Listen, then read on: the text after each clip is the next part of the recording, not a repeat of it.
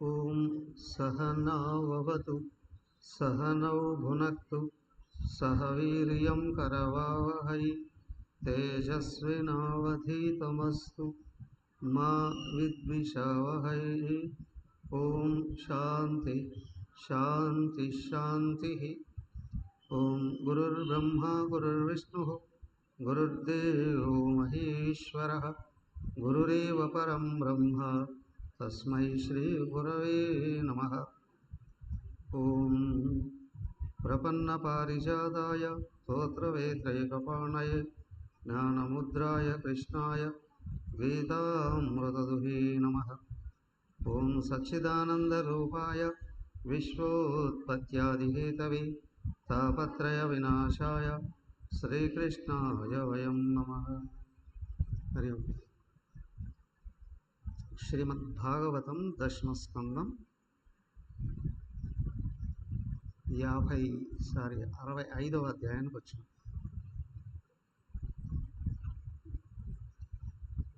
ఉషాదేవి పెళ్లి చేసి వెనక్కి తీసుకొని వచ్చేశారు బలరామకృష్ణులు అనిరుద్ధుణ్ణి కదా. ఇంతవరకు అయిపోయింది కదా. ఆ తర్వాత నృగమహారాజు చరిత్ర కూడా విన్నాం.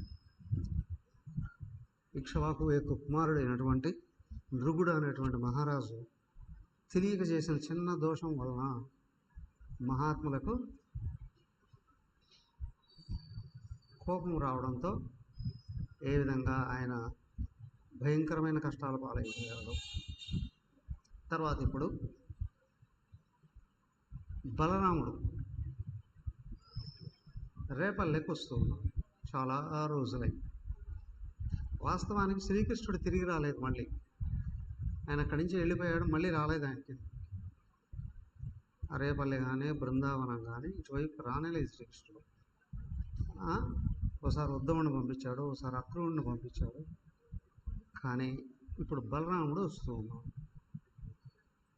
చూడండి. శ్రీ శుకవువాచ బలభద్ర కురు శ్రేష్ఠ భగవాన్ రథమాస్థితః సుహృద్భిర్క్షరకంఠ ప్రయౌ నందగోకులం పరివ్యక్తశ్చిరోత్కంఠైర్గోపైర్గోపీభిరేవ చ రామోభివాద్య పితరా వాసీర్భిరభినందితః క్షీరం నః పాహి దాశర్హ సానుజో జగదీశ్వర.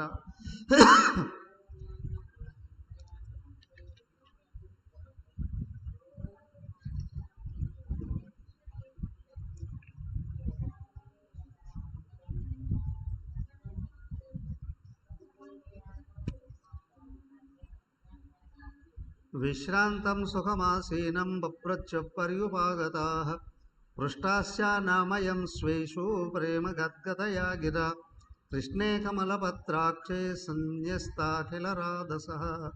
ఓకే, ఏమైంది? శుకుడు చెప్తూ ఉన్నాడు. శుక భగవానుడు ఎవరికి? పరీక్షణ్ మహారాజుకు చెప్తూ ఉన్నాడు. ఏమని?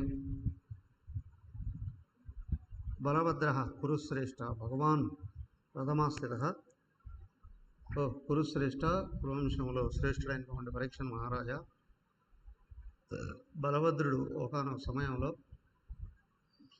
సొంత వాళ్ళని చూడాలి అనే భావంతో రథం ఎక్కి ద్వారక నుండి గోకులానికి వెళ్తున్నాం. దగ్గర దూరమా? మధురైతే దగ్గర, కానీ 10 కిలోమీటర్లే. ఇది ద్వారకా నగరం నుండి గోకులానికి ఎంత దూరం అయ్యా? దాదాపు 1000 కిలోమీటర్లు ఉంది. 1000 కిలోమీటర్లు ఉంది. ఇక్కడి నుంచి ఢిల్లీ అంత ఉంది, తక్కువ లేదు. అంత దూరం ఆయన రథాన్ని ఎక్కి ఆత్మీయులను చూడడానికి నేరుగా గోకులానికి రేపల్లకి వచ్చారు. అక్కడ ఉన్నారుగా అమ్మ నాన్న, వీళ్ళంతా అక్కడ ఉన్నారు. ఆ కంసుడు చచ్చిపోయిన తర్వాత వాళ్ళు అక్కడెక్కడ తిరగడం మానేసి నేరుగా సొంత ఊరికి వచ్చేసారు. సొంత ఇళ్ళు ఉన్నాయి కదా, పెద్ద పెద్ద మహాభవనాలు ఉన్నాయి అక్కడ. చూసారా లేదా? బృందావనం క్యాంప్కి వచ్చారా? రాదా?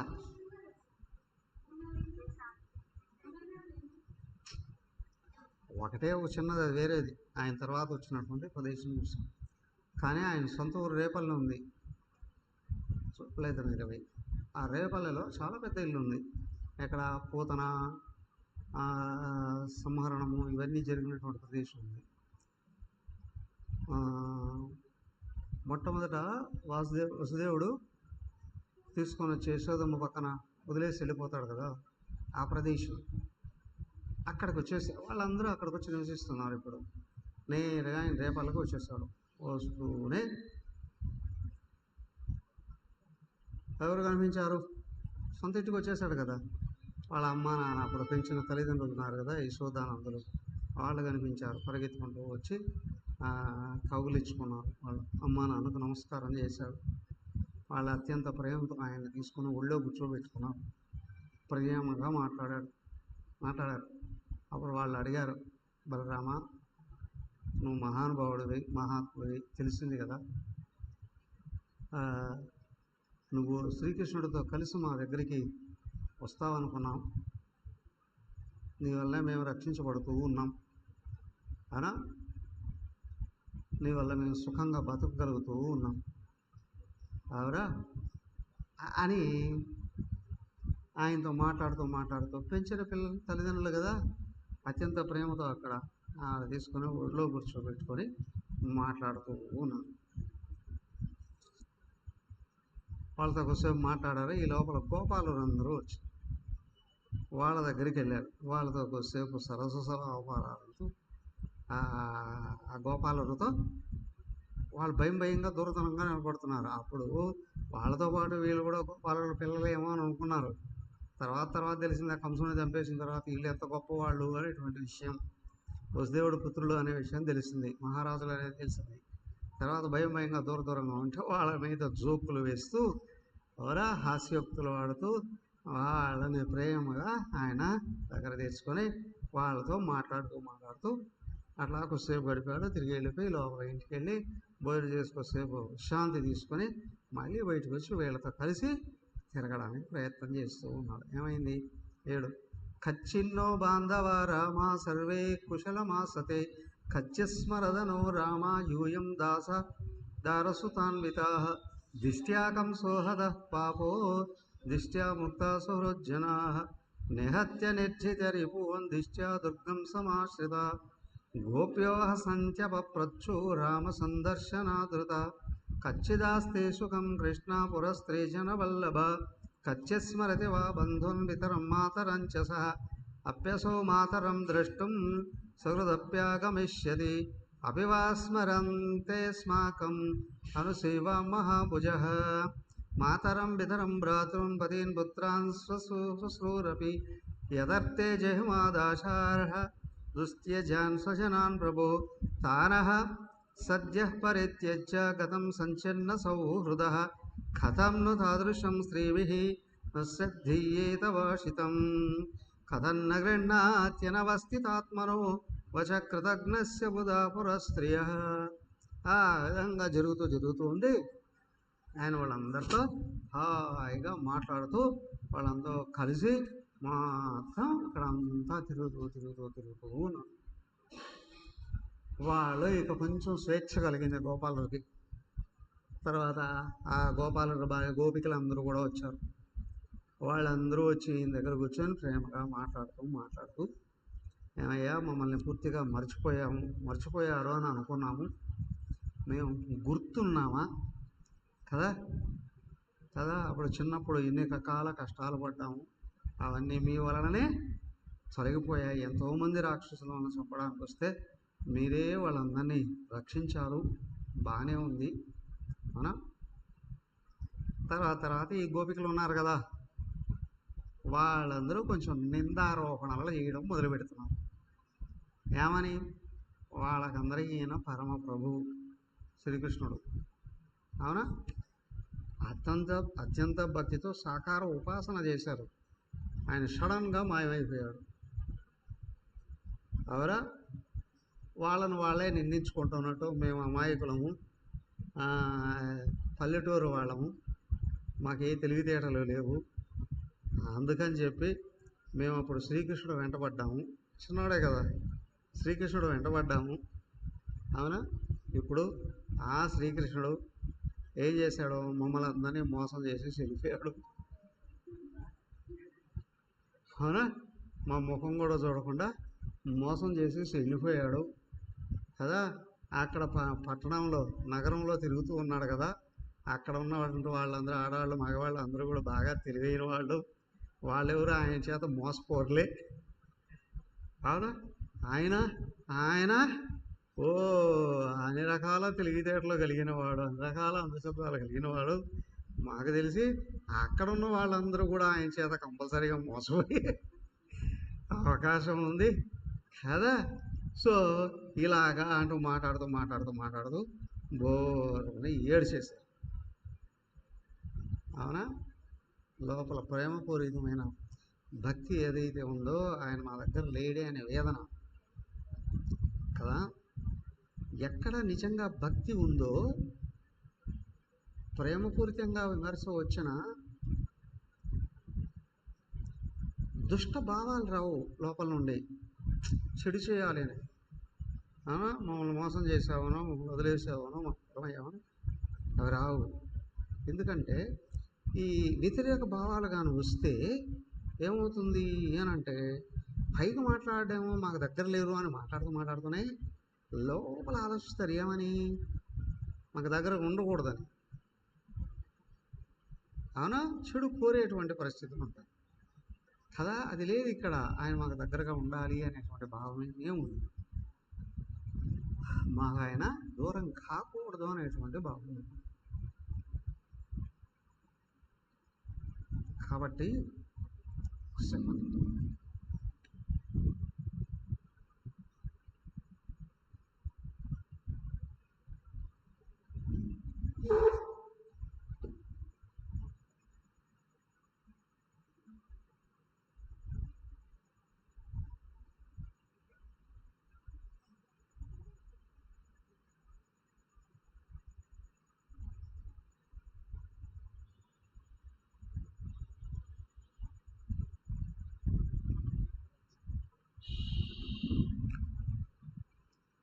లోపల బాధ అంతా ఏంటి అంటే, భగవంతుడైనటువంటి వాడు మాకు దూరం అయిపోయాడే. అవునా. ఇంకెప్పుడు దర్శించేది? యోగులైనటువంటి వాళ్ళే అనేక జన్మలు ఆరాధిస్తేనే ఆయన కనిపిస్తాడు అని అంటారు. వీళ్ళు సంవత్సరాల పాటు ఆయన సన్నిధ్యంలో వ్యవహరించారు కదా. చివరి తెలిసింది ఆయన భగవంతుడు అని, తెలుసుకొని దూరం అయిపోయాడు, భరించలేకుండా. నిజానికి మనం ఒక మహాత్ముని చేరి గురువుగా భావించి ఎప్పుడైతే ఆశ్రయించామో, నిజంగా సాధనకు ఉపయోగించుకున్నామో, ఆ తర్వాత ఎలాంటి పరిస్థితులలోనూ వ్యతిరేక భావన రాకూడదు. ఎక్కడ వ్యతిరేకత వస్తుంది అని అంటే మనం పతనం అయిపోయాము అని. జీవితం అంతా కూడా ఆలోచన స్థితి మీదనే ఆధారపడి ఉంటుంది. బాహ్యంగా ఉన్న స్థూల దేహమా ఎప్పుడు మారదు, ఇది మార్పు చెందదు. దాని ప్రకారం అది వెళ్ళిపోతూ ఉంటుంది, ప్రారంభం ప్రకారం వెళ్ళిపోతుంది. లోపల ఆత్మ శాశ్వతమైంది, స్థిరమైంది, మార్పులే అసలే లేనటువంటి. లోపల మనస్సు ఉందే, మనసు అల్పగుణాలలోకి వస్తూ ఉందా, గొప్పతనాన్ని దూరం చేసుకుంటుంది. పైగా గొప్పతనాన్ని ముసిగేసి దెబ్బతీయాలి అని, అప్పుడు ఇంకా పతనమైపోతుంది.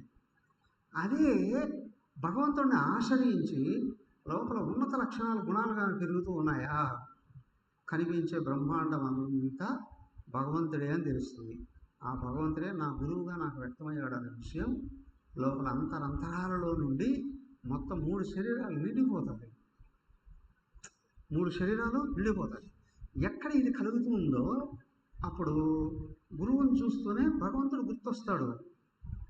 లోపల బాధలు, కష్టాలు, అల్పగుణాలు అన్నీ ఎగిరిపోతాయి. ఆ గురువుని ఆయన దేహంతో ఉన్నా లేకపోయినా కూడా గుర్తు చేసుకునే కష్టాలన్నీ పటాపంచలేకపోతాయి. భుక్తి ముక్తి ప్రదాతాచ తస్మై శ్రీ గురవే నమః అన్నారు. గురువుని తలుసుకుంటూనే భుక్తి కలుగుతుంది, దానికి ఏ లోటు ఉండదు. అలాగే ముక్తి కలుగుతుంది. ఎప్పుడో కదా, నో నో నో నో, ఎప్పటికప్పుడు లోపల అంతర్గతంగా కలుగుతూ ఉన్న ఒత్తిడులు, బాధలు, దుఃఖాలు ఇవన్నీ ఉన్నాయే, గురువుని తలుసుకుంటూనే ఎక్సర్సైజ్ అయిపోతాయి, వదిలిపోతాయి. ఇది సరైనటువంటి ఉపాసన కదా. ఆ భావంలో కొంచెం వీళ్ళకి ఏమైనా కోపం కలిగి అదే ఏదో ఇది మాట్లాడినా వెంటనే ఆ తత్వంలో నిమగ్నం అయిపోతుంది మనసు. అది గోపులకి అది కలుగుతూ ఉంది. కలుగుతూ వాళ్ళు మళ్ళీ కొనుతూ మమ్మల్ని ఎప్పుడైనా చూస్తాడా, ఆయన మాకు కనిపిస్తాడా, మాకు దర్శనం ఇస్తాడా, ఆయన ఆవేదనగా అడుగుతున్నారు. ఆవేదనగా ఆయన పైగా వాళ్ళు ఒక్కొక్క గోపికి వచ్చి భక్తి వేదనతో ఒక్కొక్కరు ఒక మాట ఆయనతో మాట్లాడుతున్నాము. ఒక మాట కఠినంగా వస్తుంది, వెంటనే అవునా దాన్ని సరి చేసుకుంటూ లోపల భక్తిపూరితంగా ఒక్కొక్క మాట కలుగుతుంది. అలాగా జరిగింది. వాళ్ళందరిలో కూడా కలిసి తిరుగుతూ వాళ్ళ గోపికలే.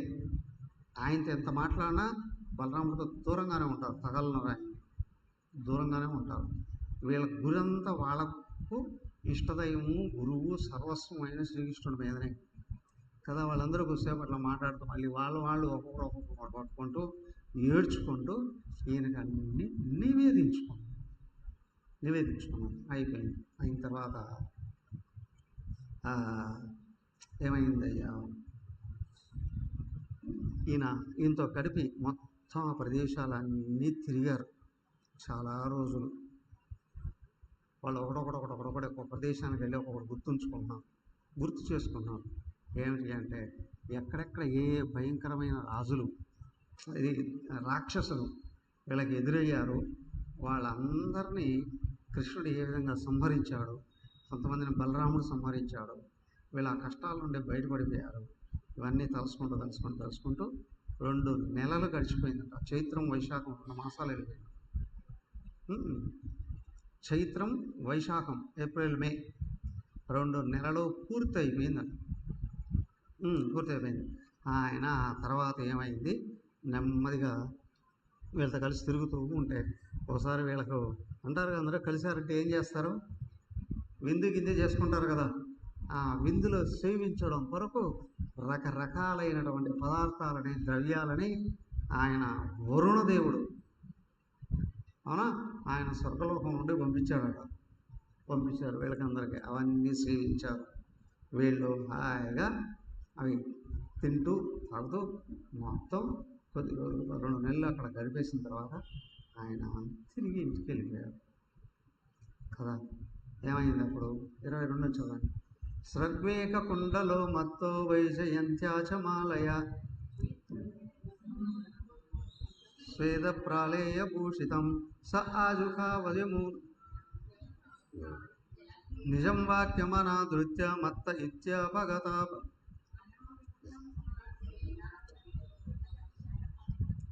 భావేత్వం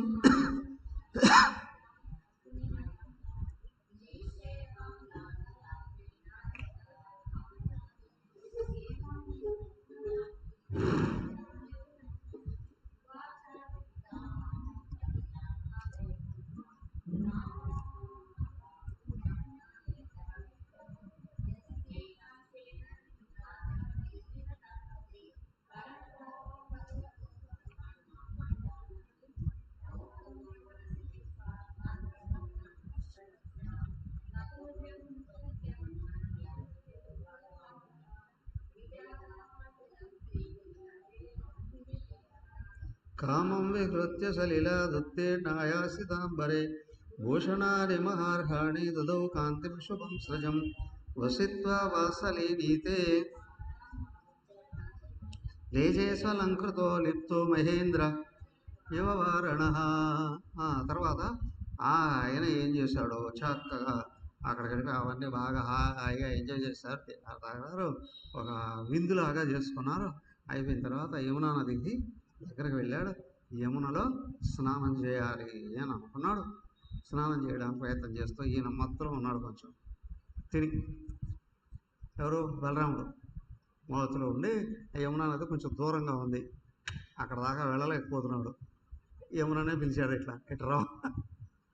ఎవరి? యమునా నదిని.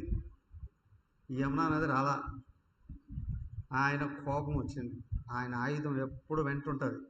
ఇప్పుడు ప్రతి ఒక్కరి చేతిలో ఫోన్ ఉంటుంది కదా, ఎక్కడికి వెళ్ళినా ఆయన ఆయుధం, హలాయుధం ఎప్పుడు చేతిలో ఉంటుంది. కోపంతో వెళ్ళి ఆ నదిని చంద్రవందరగా వేసి దాన్ని వేసి బట్టి నాగలి కదా, ఆయన బట్టి వేసి లాగినట్టు లాగేసి ముక్కలు ముక్కలు చేస్తాను నిన్ను అని ఒక 60 దెబ్బలు వేశాడు. చంద్రవందర అయిపోయాడు. వేసినప్పటికీ యమునాదేవి పైకి వచ్చేసింది. పైకి వచ్చి ఆయన కాళ్ళ మీద పడిందట, వేడుకుందట, మన్నించమని చెప్పి వేడుకుందట. వేడుకొని ఆమె అక్కడి నుంచి ఆయన వైపుకు ప్రవహిస్తూ అంటే ఆయన అప్పుడు ఆ నదిలోకి దిగి స్నానం చేశాడు. నదిని కూడా ఇప్పటికీ అట ఆ ప్రదేశంలో మొదట ఏ విధంగా ప్రవహించిందో కాకుండా ఇక్కడికి దగ్గరకు వచ్చి ఇట్లా వెళ్ళిపోతుంది అట. రేపల్లె బృందావనం అంతా ఒకటే కాబట్టి అలాగా ఏమైందయ్యా, స్నానం చేశాడు. స్నానం చేస్తూనే సకల ఆభరణాలు కూడా యమునాదేవి తీసుకొచ్చి పెట్టాడు. కొత్త బట్టలు, ఆభరణాలు వరుణదేవుడు పంపించాడు, దేవతలను పంపించారు, అవన్నీ ధరించాడు. లక్ష్మీదేవి తీసుకొచ్చి ఇచ్చింది. లక్ష్మీదేవి పంపించింది బలరాముడికి ఆభరణాలను, మంచి నీలి వస్త్రాలు, రత్నాభరణాలు పంపిస్తే అవన్నీ ధరించాడట. ఆయన ధరించి చక్కగా చూస్తూ వాళ్ళతో కలిసి ఆ రాత్రంతా ఆ ప్రదేశంలో యమునా నది ఒడ్డున గడిపారట. మొత్తం ఆ వ్రజకుల వాసులందరూ హాయిగా అక్కడ గడిపారు. ఆ విధంగా ఆయన అయిపోయి 2 నెలల పాటు అక్కడ ఉండి అక్కడి నుంచి ద్వారకు వెళ్ళిపోయాడు. ద్వారకు తిరిగి వెళ్ళిపోయిన తర్వాత ఏమైంది, ఆ ద్వారకలో ఉన్న సందర్భంలో ఒకనొక సమయంలో ఒక వింత జరిగిందంట. ఏమిటయ్యా అంటే, కాశీకి పక్కన కరుష దేశం అని ఒక ప్రదేశం, దాదాపు బీహార్ ఏరియా ఇదేనట. ఆ కాశీ రాజుకి స్నేహితుడు పౌండ్రక వాసుదేవుడు అని. పౌండ్రక వాసుదేవుడు అతని పేరు. అతని స్నేహితులందరూ కొంచెం అల్పబుద్ధి కలిగిన వాళ్ళు, గర్వం కలిగిన వాళ్ళు, అజ్ఞానం, దుష్టగుణాలు కలిగిన వాళ్ళు.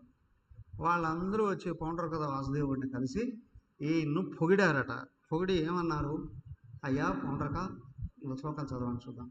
శ్రీ శుకవువాచ 66. నందవ్రజం గతే రామే కరుషాధిపతిర్నృప వాసుదేవోహమిత్యజ్ఞో దూతం కృష్ణాయ ప్రాహిణోత్ త్వం వాసుదేవో భగవాన్ ఇది ప్రస్తోభితో బాలైర్మేనేరాత్మానమచ్యుతం.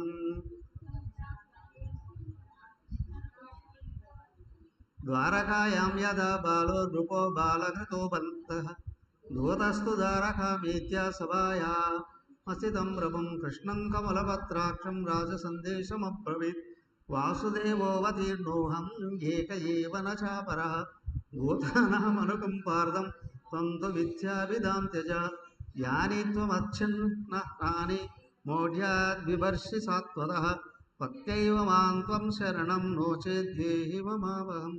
శ్రీశుక ఉవాచ కథనం తదుపాకర్ణ్య పౌండ్రకస్యాల్వమేధసః ఉగ్రసేనాదయః సద్య ఉచ్చకైర్జహస్సుస్తదా. ఏమైంది? సుకుమారుడు చెప్తున్నాడు. ఈ పౌండ్రక వాసుదేవుడిని అందరూ వచ్చి పొగిడారు. అయ్యా పౌండ్రక వాసుదేవు, నీ పేరే అస్సలు వాసుదేవుడు అని అంటే, అవునా, నువ్వే భగవంతుడివి, నీకంటే గొప్పవాళ్ళు ఈ భూమి మీద ఎవరో లేరు, నువ్వు పరమాత్మవు, సర్వశక్తులు నీకున్నాయి, అవునా, నువ్వు ఏమైనా చేయగలవు.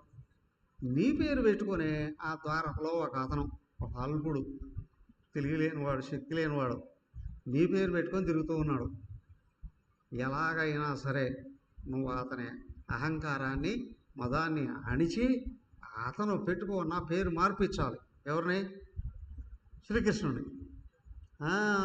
శంఖచక్ర గదా పద్మాలు ఇవన్నీ ఉన్నాయే, అతని చేతులు వదిలిపెట్టేటట్టు చేయాలి. వీళ్ళందరూ పొగిడారు, వాడు నిజమే అనుకున్నాడు.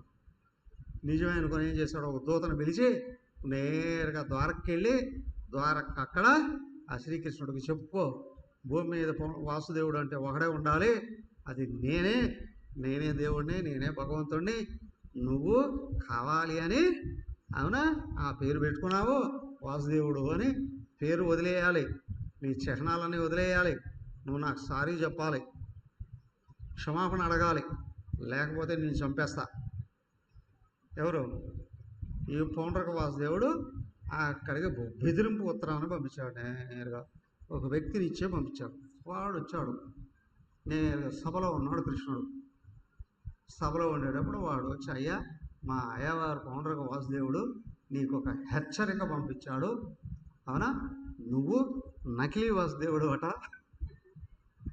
అవునా, నకిలీ వాసుదేవుడు నువ్వు, కాబట్టి నువ్వు అనవసరంగా చిహ్నాలన్నీ పెట్టుకున్నావు, నువ్వు పిరికోడివి, ఏమీ తెలియలేని వాడివి, శక్తి లేని వాడివి, ఈ భూమి మీద దేవుడు వాసుదేవుడు ఒక్కడే మా రాజు, నువ్వు క్షమాపణ చెప్పి ఇవన్నీ కానీ వదిలేయకపోతే నీ మీద శిక్ష వేస్తాడట. ఏం చేయాలి?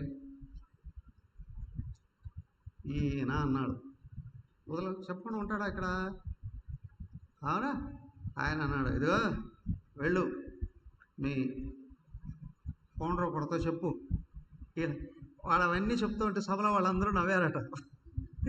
అర్థమైంది కదా ఏంటో పోయేకాలం వచ్చినట్టుంది ఏడికి అని.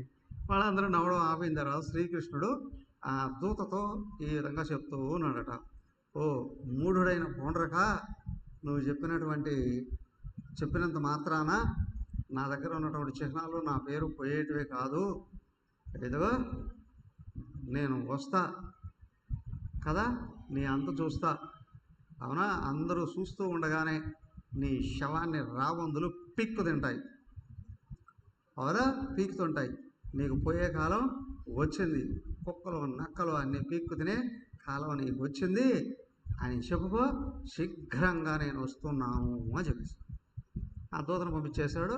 ఈయన ఏం చేశాడు, ఆ తర్వాత సైన్యంతో కలిసి కొంతమంది కొంతమంది పెట్టుకొని నేరుగా వెళ్ళిపోయాడు. ఎవరు?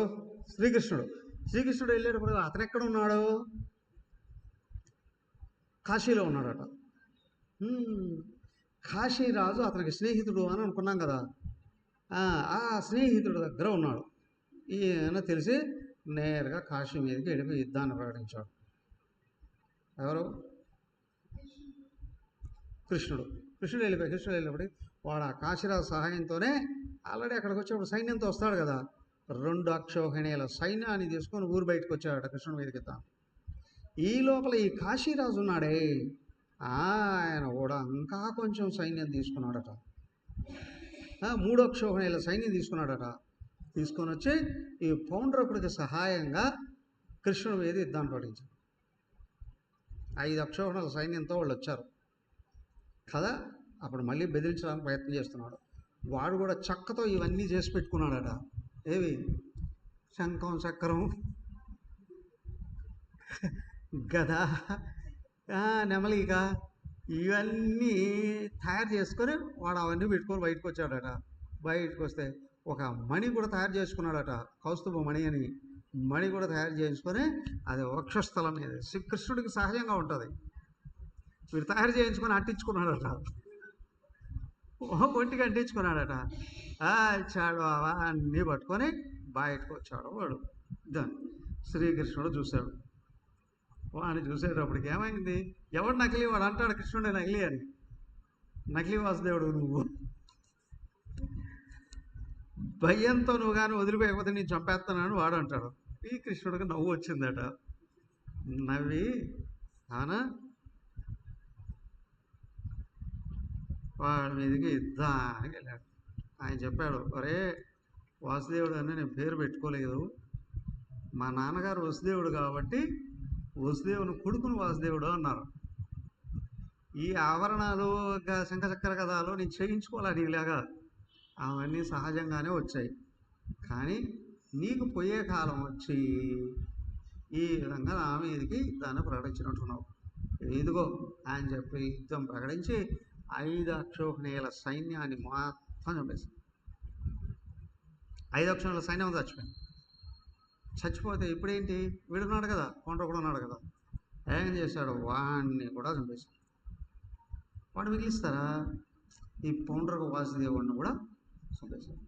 చంపేస్తే అతనికి హెల్ప్ చేయడానికి వచ్చాడు కదా కాశీరాజు వచ్చాడు కదా, కాశీరాజును కూడా చంపేశాడు. చంపేసి ఏం చేశాడు, ఒక బాణంతో కొడితే అది ఏమైంది, తలకాయ వెళ్ళిపోయి వాళ్ళ ఇంటి ముందు పడింది. కాశీరాజు అంతఃపురం ఉంది, అంతఃపురానికి ముందు పడింది, అంతఃపురం ముందు పడింది. అక్కడ అయిపోయింది. ఇక్కడ వెళ్ళేటప్పటికి ఏం చేశాడు, కాశీరాజు కొడుకు ఈ పాండవ వాసుదేవుడు నిత్యం నిరంతరం కృష్ణుని తలుసుకుంటూ ఉన్నాడు కదా, వాడికి సార్వకు మోక్షం కలిగిందట. వాడు అక్కడ చచ్చిపోయి లోపల ఉన్న జీవ చైతన్యం ఏదైతే ఉందో కృష్ణులో కలిసిపోయింది. వాడు ద్వేషంతోనైనా కృష్ణుని నిరంతరం తలుసుకున్నాడుగా, కాబట్టి వాడు కృష్ణులో కలిసిపోయాడు. ఈ కాశీరాజే తల దిగిపోయి వాడి పోయి పడిపోయింది. తెల్లారేటప్పటికీ ఆ తల చూశారు వాళ్ళ ఇంట్లో వాళ్ళందరూ బయటకు వచ్చి, అవునా బయటకు చూశారు. చూసేటప్పటికి భయంకరంగా అనిపించింది. ఏమిటి, వాళ్ళ నాన్నగారు తల పడిపోయింది కదా, కొడుకు వచ్చి చూశాడు. వాడి పేరేమో సుదక్షిణుడు, కొడుకు పేరు సుదక్షిణుడ. వాడు చూసే వాళ్ళ నాన్న తల చూసి లోపల విపరీతమైనటువంటి కోపం వచ్చిందట. ఎలాగైనా సరే మా నాన్నను చంపిన వాడిని తల నరకాలి అనుకున్నాడు. వాడు తల నరకాలి అని అనుకున్నాడు. కాకపోతే ముందు చేయాల్సినటువంటి పనులన్నీ పూర్తి చేశాడు. ఉత్తర కర్మలు ఉన్నాయి కదా, దహన కార్యాలు, ఉత్తర కర్మలు, అవన్నీ పూర్తి చేశాడు. పూర్తి చేసి వెళ్ళి ఆడు తపస్సు చేశాడట. ఎవరు, ఈ సుదక్షిణుడు శివుడి గురించి ఆరాధించి తపస్సు చేశాడు. తపస్సు చేసి శివుడు ప్రత్యక్షమయ్యాడు. ప్రత్యక్షమైంది చెప్పాడు, మా నాన్న చంపిన వాడిని చంపాలి, నాకు ఆ శక్తిని ఇవ్వ అవకాశం. సరే సరే అన్నాడు ఆయన. ఆయన ఈ లోపల వీడు హోమం చేస్తే హోమంలో నుంచి ఒక శక్తి పుట్టిందట, కృత్య అనే ఒక శక్తి. హోమకుండా ఉండండి, ఆయన తదాస్తున్నాడు కదా, పోయి హోమం చేయపో, హోమంలో శక్తి పుడుతుంది, నీ కోరిక తీరుతుంది పో అని అన్నాడు. నీ కోరిక తీరుతుంది పో అన్నాడు.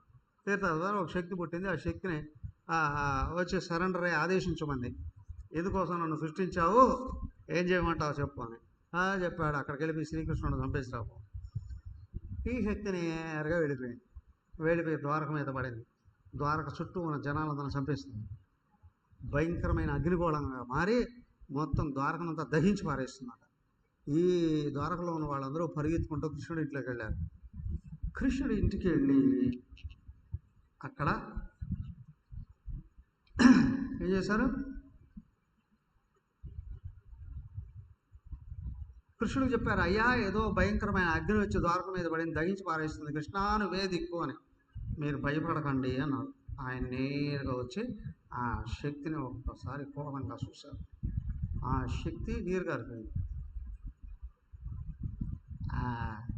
అభిచార హోమం అదేదో పుట్టిన వచ్చిన శక్తి కృష్ణుడు ఏం చేస్తుంది, కృష్ణుడు ఎవరు, సాక్షాత్ నారాయణ భగవానుడు కదా, అది నీరసించి తగ్గిపోయి ఏం చేసింది, వెనుదిరిగి నేరుగా కాశీ మీదకి వచ్చి పడింది. కాశీలో జనాలందరినీ చంపేసింది. ఎవడైతే ప్రయోగించారో ఆ పురోహితులు, ఈ రాజు, వీళ్ళని చంపేసింది. అప్పటికే వాడు బాగా సంపదలు సంపాదించి పెట్టుకున్నాడట.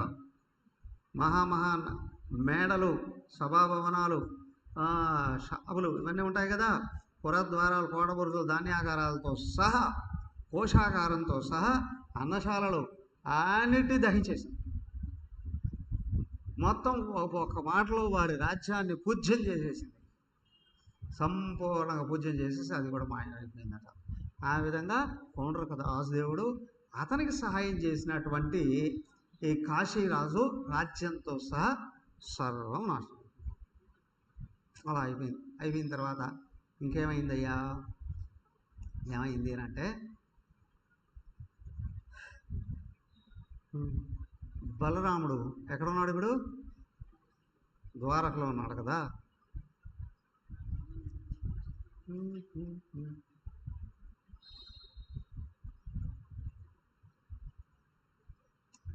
ద్వారకలో ఉన్నాడు. ఆ సమయంలో కృష్ణుడు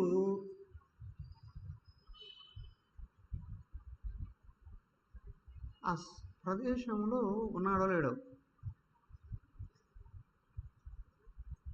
చదవండి చూద్దాం. 67 రాజోవాచ భూయోహం శ్రోతుమిచ్చామి రామస్యాద్భుత కర్మణః అనంతస్య ప్రమేయస్య యదన్యకృత్వం ప్రభుః. శ్రీశుక ఉవాచ సఖా కచ్చిత్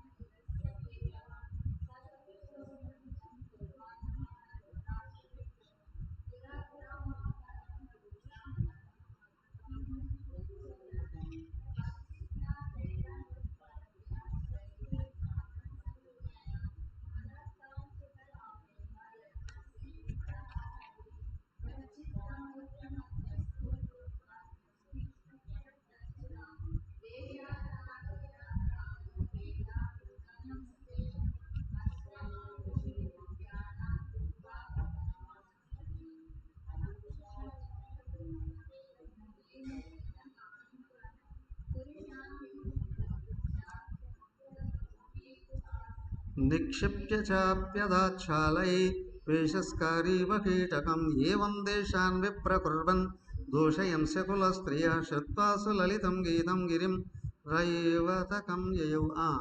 అయితే కృష్ణుడు ఇటు కాశీ మీదికి ఇటువైపు వచ్చున్నాడు కదా పౌండ్రకవాసుదేవుడు. ఈ సమయాన్ని తెలిసి ఏం చేశాడు? ఒకనొక వానరుడు, వాడు సుగ్రీవుడికి స్నేహితుడు. ఎప్పుడు? అప్పుడు. ఇప్పటికి ఎంత టైం అయిపోయింది? ఆ త్రేతాయుగ ఆరంభంలో. ఇప్పుడు చాలా సమయం అయిపోయింది కదా. ఆ తర్వాత సుగ్రీవుడు అంతా వెళ్ళిపోయిన ఉంటారు, అంతా అయిపోయింది. తర్వాత కాలంలో వీడు నరకాసురుడికి స్నేహితుడయ్యాడు. ఎవరు? ద్వివిధుడు అనేవాడు ఒకడు. ద్వివిధుడు ఒక వానరుడు, 10,000 ఏనుగుల బలం కలిగిన వాడట. నరకాసురుడితో స్నేహం చేశాడు. అంటే ఇప్పుడు వీడి బుద్ధి ఏమై ఉంటుంది? వ్యక్తి ఎంతటి వాడైనా సరే, అవునా, అల్పులతో సహవాసం చేస్తే ఖచ్చితంగా బుద్ధులన్నీ అవన్నీ వచ్చేస్తాయి కదా. సుగ్రీవుడికి స్నేహితుడైనా వాడు బహుకాలం జీవిస్తూ ఉన్నాడు. తర్వాత కాలంలో నరకాసురుడికి స్నేహితుడు అయ్యాడట. ఆ తర్వాత నరకాసురుడి యొక్క స్నేహితులు అందరూ ఉన్నారు కదా, వాళ్ళల్లో ఈడు ఒకడయ్యాడు. కృష్ణుడు వచ్చి నరకాసురుడిని చంపేశాడు అనే విషయం వాడికి తెలిసి వాడు ఏ విధంగా అయినా కృష్ణుడు చంపాలి అని వచ్చాడు. కానీ ఆ సమయంలో కృష్ణుడు ఇటు పక్కున్నాడు, కాశీ వైపు. పనేరు ద్వారకి వెళ్ళిపోయాడు. ద్వారకి వెళ్ళిపోయి కృష్ణుడు ఉన్నాడు. కృష్ణుడు లేడు అక్కడ, బలరాముడు ఉన్నాడు కదా. బలరాముడు అక్కడ ఉన్న చూసి బలరాముడిని రెచ్చగొడుతూ వీడేం చేశాడు? బలరాముడిని యుద్ధానికి పిలిచాడు. బలరాముడు అట అప్పుడున్న గోపాలతో, అది ద్వారకావాసులతో కొంతమంది కలిసి అక్కడెక్కడ ఒక విందు పార్టీ చేసుకుంటున్నారట. ఒక విందులో ఉన్నారట. అక్కడ దగ్గరికి వెళ్ళారు.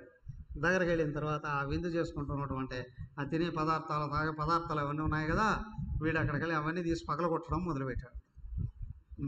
పగలగొడుతున్నాడు. వాడు కోతి కదా, ముందే కోతి వికార చేష్టలన్నీ ఉంటాయిగా, ఆ వికార చేష్టలన్నిటితో బలరాముడు రెచ్చగొడుతున్నాడు.